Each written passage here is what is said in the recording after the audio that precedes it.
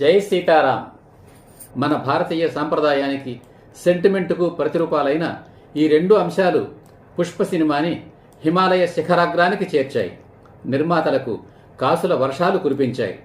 కానీ ఎంతమంది ప్రేక్షకులు ఈ రెండు అంశాలను అర్థం చేసుకున్నారో, ఆకళింపు చేసుకున్నారో ఆ భగవంతుడికే ఎరుక.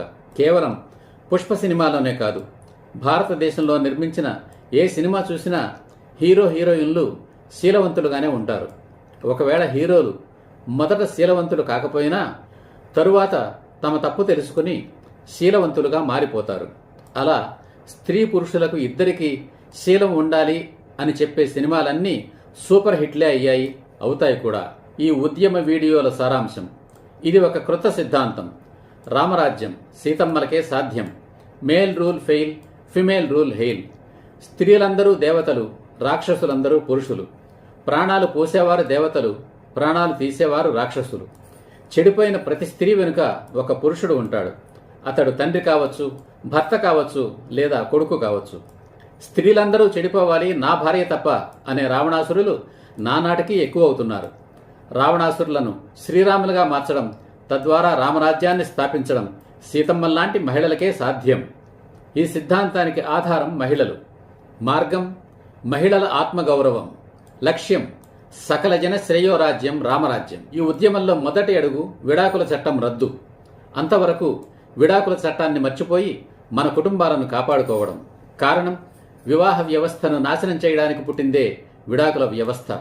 రెండవ అడుగు నిజమైన మహిళా సాధికారత. మూడవ అడుగు వ్యభిచార దురాచార నిర్మూలన. రామరాజ్యం అంటే వ్యభిచారం లేని రాజ్యం. రామరాజ్యం is where there is no prostitution. మూడవ ప్రపంచ యుద్ధం రాకుండా ఉండాలి అంటే ఒక్క భారతదేశంలోనే కాదు, ప్రతి దేశంలోనూ రామరాజ్యం స్థాపించబడాలి. పురుషులందరూ రామయ్యలైతే అదే రామరాజ్యం.